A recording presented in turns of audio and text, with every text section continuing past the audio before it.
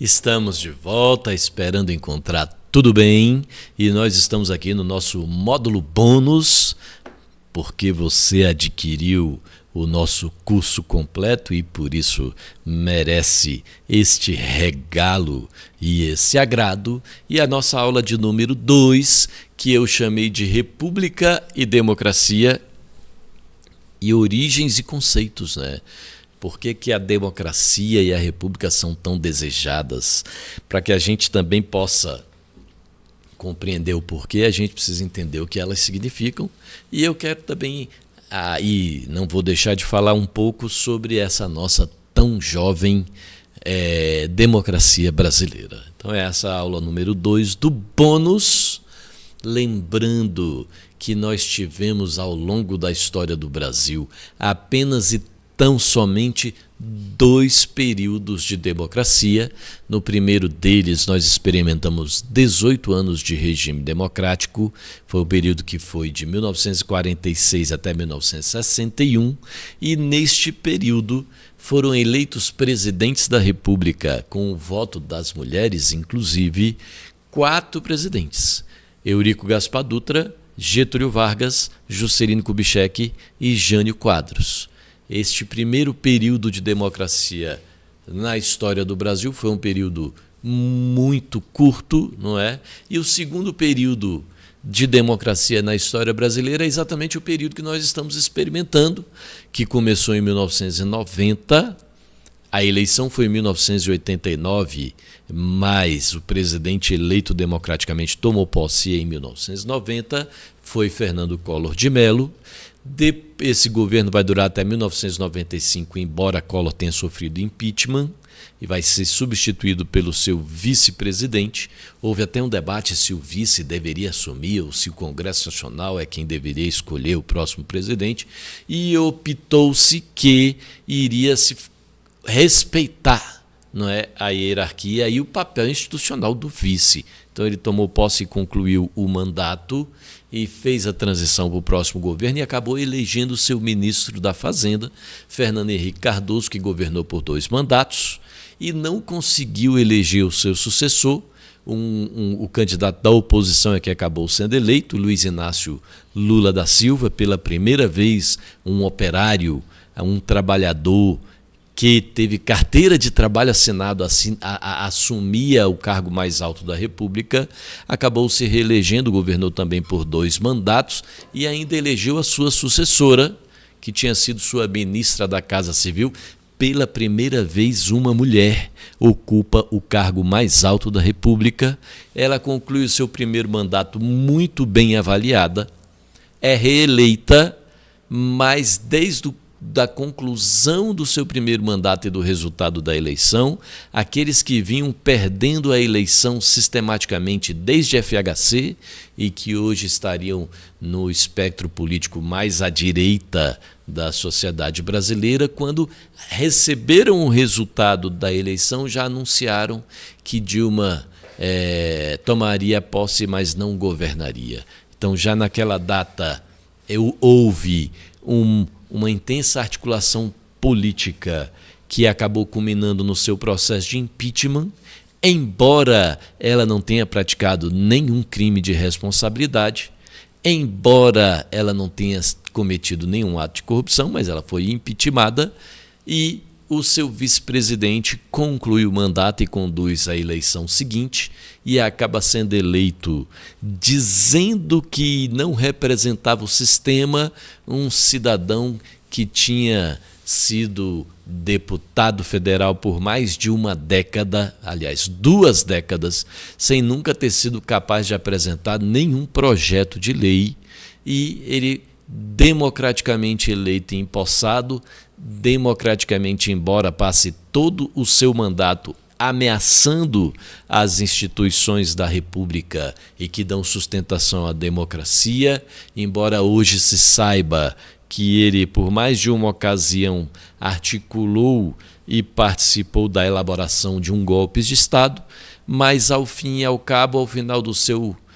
governo, quando ele participa do processo eleitoral, depois de ter conduzido de maneira desastrosa e desrespeitosa o processo da mais grave crise de saúde pública enfrentada pelo Brasil neste século, que foi a pandemia, e ele acaba, então, entrando para a história como o primeiro presidente no exercício do mandato que não consegue se reeleger. E aí tem início, pela terceira vez, um terceiro mandato daquele ex-líder sindical e ex-metalúrgico que retorna à presidência da República, Luiz Inácio Lula da Silva. Ele concluindo o seu mandato, se assim o fizer, nós estaremos completando 37 anos de democracia. Um novo e absoluto recorde a ser comemorado e a ser respeitado, valorizado e observado. E este período tão rico do ponto de vista daquilo que eu chamei no nosso curso da construção de um país para todos, o regime republicano, que significa dizer que é um regime onde o governo é o governo do conjunto da sociedade. Então o chefe do governo precisa ter ensimesmado, precisa ter incorporado o conceito de que o governo que ele gerencia não é dele. O governo é da população e ele apenas representa o conjunto da população enquanto durar o seu mandato, que no regime republicano tem dia, hora e local para ser concluído. Então a nossa república, ainda não democrática,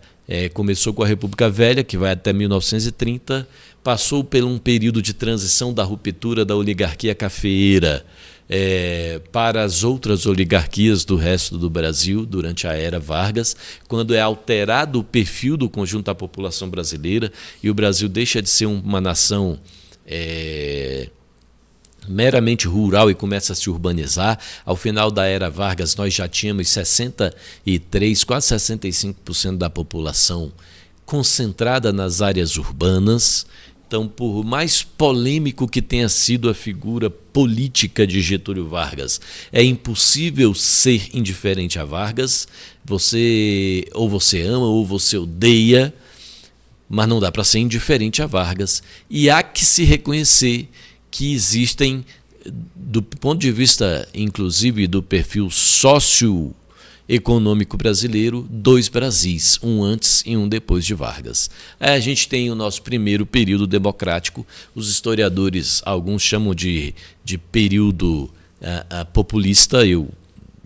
acho pejorativo esse termo, eu prefiro honesta e sinceramente chamar de República Democrática. Depois nós tivemos a lamentável e execrável, mas que não pode ser esquecida para que não se repita, o período da ditadura militar e, finalmente, esse período que está sendo chamado de Nova República ou Nova República Democrática. Mas, afinal, como nós chegamos à República enquanto forma de organização da sociedade? Antes de chegar na República, a gente precisa passar rapidamente pela democracia. E a democracia tem origem lá entre os gregos, a civilização da antiguidade clássica da Grécia Antiga.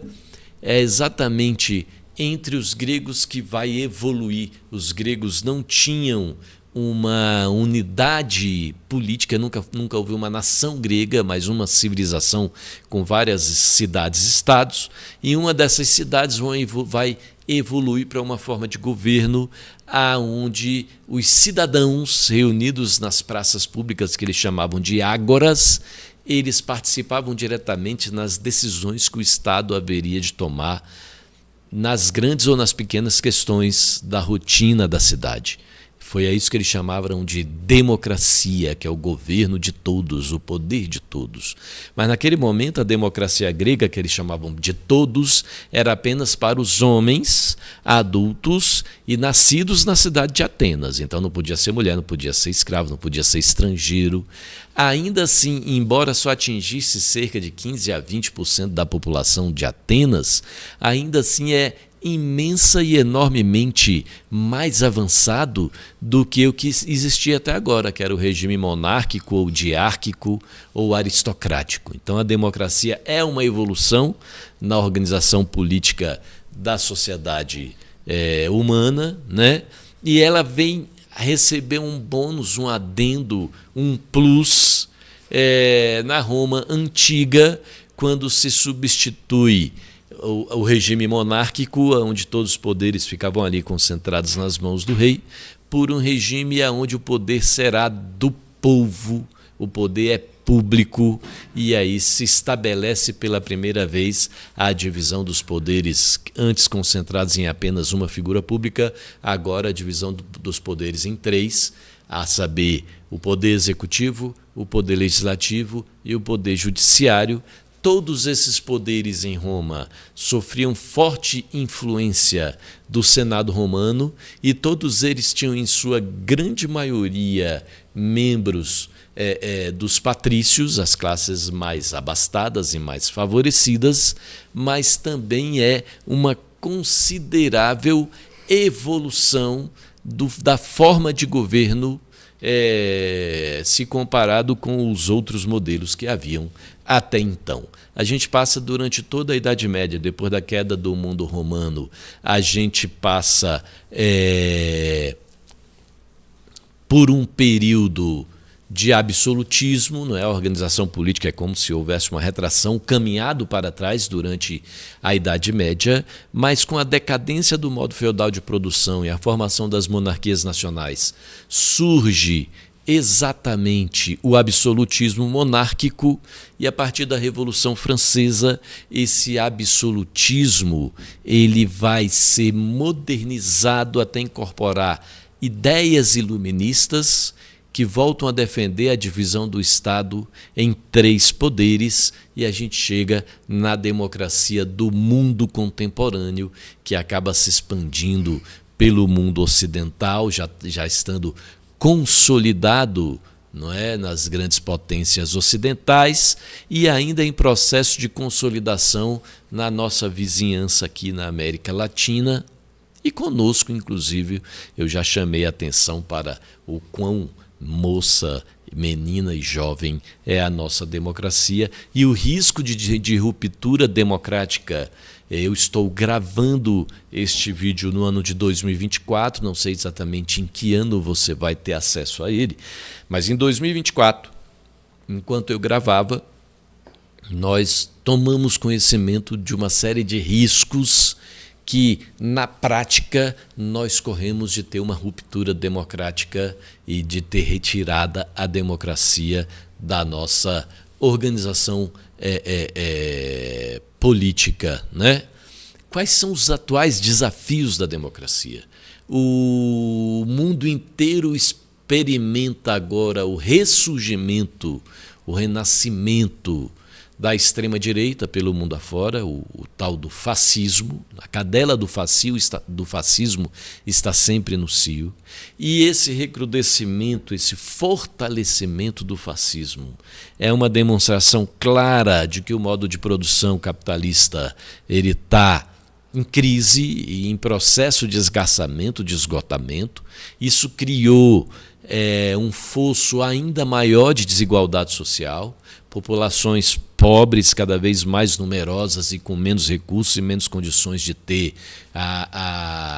as suas necessidades básicas mínimas atendidas, e por outro lado, ao mesmo tempo e no mesmo espaço temporal, o surgimento acelerado, cada vez maior o número de bilionários, o que é algo absolutamente irracional se nós entendermos que há um continente inteiro passando fome agora no planeta Terra.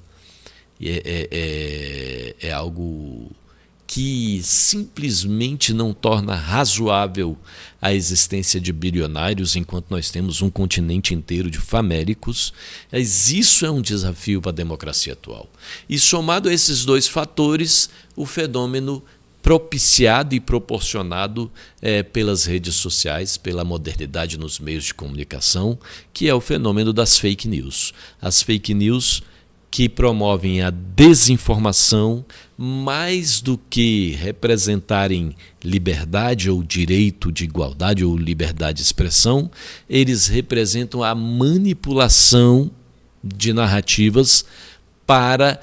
reproduzir e garantir a manutenção do sistema de desigualdades que se alastra, não é,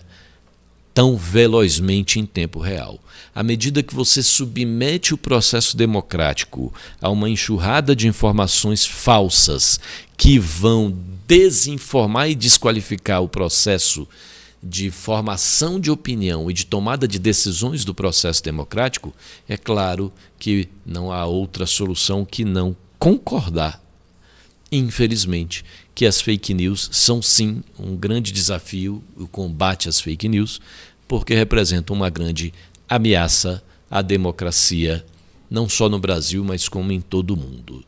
E, por fim, celebrar, porque por mais que tenha defeitos e por mais que tenha coisas a serem melhoradas, só há uma forma de governo e organização do Estado melhor do que a democracia, que é a democracia ampliada. A única maneira de se qualificar a democracia é aumentar o grau de democracia. Nós temos que convencer ao conjunto do povo brasileiro a importância desse instrumento que não é a ditadura da maioria sobre a minoria, é a construção de consensos na diversidade para que o conjunto da sociedade possa perceber que um direito individual jamais pode prevalecer sobre o direito coletivo e que é sempre o direito da coletividade que deve estar como meta, como objetivo e como propósito. Então eu encerro essa reflexão aqui com uma imagem da Praça dos Três Poderes que materializa o conceito de democracia, não é? Com um prédio que é a sede do Poder Legislativo Federal, o Congresso Nacional, o prédio que é a sede do Poder Executivo Federal, o Palácio do Planalto, e o prédio que é a sede do Poder Judiciário Federal, o Supremo Tribunal Federal, que ficam os três localizados na Praça dos Três Poderes, patrimônio histórico, patrimônio cultural da humanidade tombado pela Unesco, e é claro que nenhum dos seus representantes percam de vista no horizonte que o propósito e a razão pelas quais eles foram instituídos e devem existir com independência, autonomia e respeito entre si, é porque por trás deles há o povo que deve ser a sua matéria-prima do seu trabalho e propósito diário e o objetivo e a razão das suas intervenções. É fazendo esse apelo de viva o povo brasileiro que eu quero, ao homenagear a democracia, mais uma vez lembrar que você pode mandar as suas dúvidas ou sugestões para o nosso e-mail pvcantadodehistoria@gmail.com e de lá a gente pode continuar a promover essas reflexões. Muito obrigado, até a próxima.